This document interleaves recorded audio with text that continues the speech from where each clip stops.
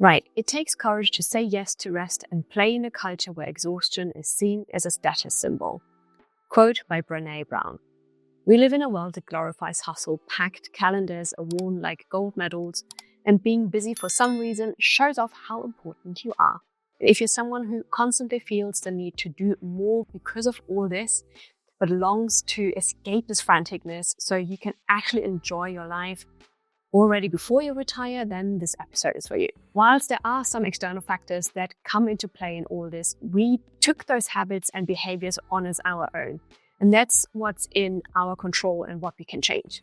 So you might have guessed that today we're going to explore how and why we self-sabotage by overdoing it, and of course go into some specific strategies that you can try to overcome it. If I had to define it, the overdoer is someone who's always on the move, always taking on more tasks, and feels a constant need to be productive. It's the person who never stops, who can't take a break without feeling guilty, and who gets stuck in the mindset that doing more is always better. And some other common signs and symptoms might be things like 1. Taking on too many tasks. You're the one who always says yes, even when your plate is already overflowing. You might feel like no one else can do it as well as you, or that things will fall apart if you don't handle them personally. Your to-do list is literally never ending and somehow is longer at the end of the day than it was at the beginning. The second one is neglecting boundaries and self-care. You push yourself to the limit and often ignore your own well-being. As a result, you might experience burnout, physical exhaustion, or emotional fatigue. 3, feeling guilty about rest. I want to point this one out specifically because even when you're on vacation or supposed to be relaxing, you can't fully disconnect. You find yourself checking emails maybe, thinking about the next task, or feeling anxious about not being productive. And rest really feels like laziness too. So you put this label on it, and then it comes with guilt that keeps you in a constant cycle of overdoing because you don't want to feel guilty. But how do we get there, or how did we get there? Well, for many, it's again rooted in a drive for success and validation. Society often glorifies busyness, as we already said, and we've internalized this idea that productivity equals worth. If you're busy, you're important. And if you're important, you're successful. But overdoing it, or like overdoing in general, or doing too much, also stems from fear. Fear of failure, fear of being seen as lazy, and therefore not a worthy part of human society because we're not doing our part for it, or because we're not contributing enough, or even fear of just not being good enough. So if you're always doing more, you don't have to face the discomfort of slowing down and potentially feeling like you're not contributing enough. So for overdoers, rest feels dangerous. It feels like letting go of control. And this can affect all of us, whether you're running your own business or have a corporate job or take on the mountain of responsibilities of being a stay-at-home parent, because that to-do list definitely is never ending. But first off, burnout is a real issue. When you're constantly pushing yourself, no matter what you do, without allowing time for rest, your body and your mind will eventually shut down. So you might start feeling emotionally detached from your work, or even resentful of the tasks you already have taken on because they never seem to end, because you just can't get through to the end point.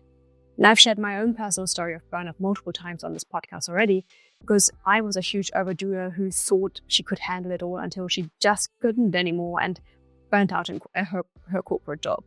And I will link some of the other episodes that are related to this topic overall in the description box, also down below if you do want to check them out. But also in business, and that's something I'm experiencing as a business owner too, being an overdoer can actually be very counterproductive. Because I know we want to work 24/7 and I know we want to make this work, but you think you're getting more done by doing more all the time, but in reality, you're just spreading yourself so thin that the quality of your work starts to suffer.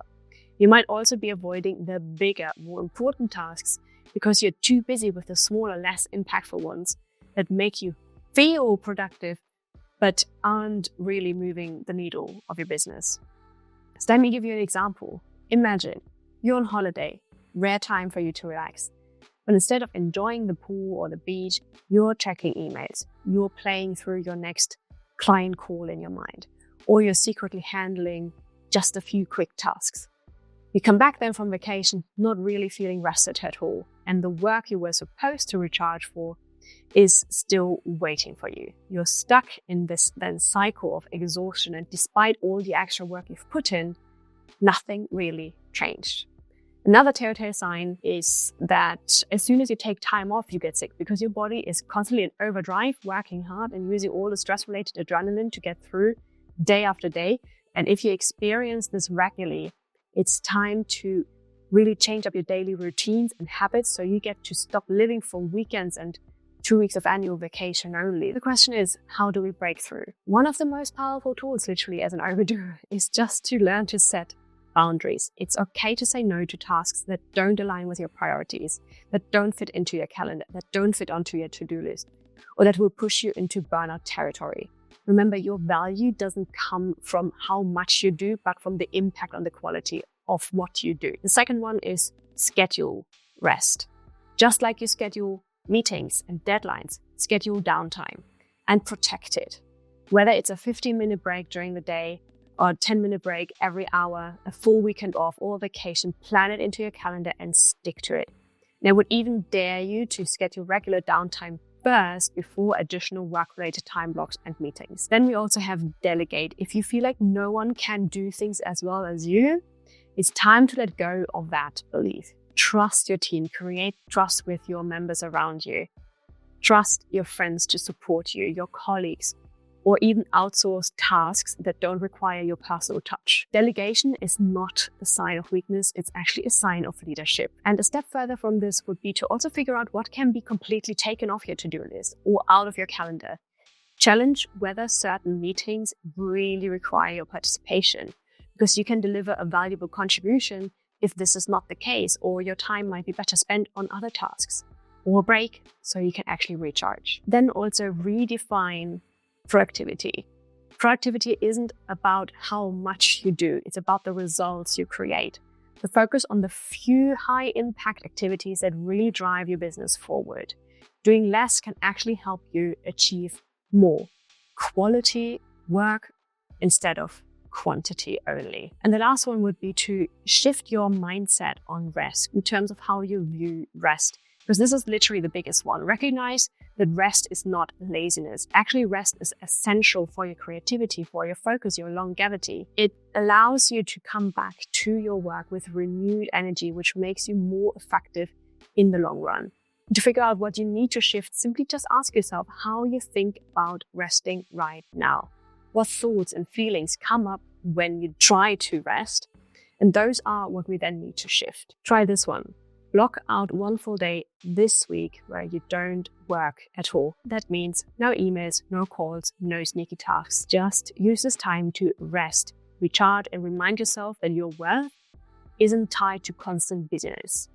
And also that boredom doesn't mean laziness, or that boredom is something that we should not experience or that we should never have.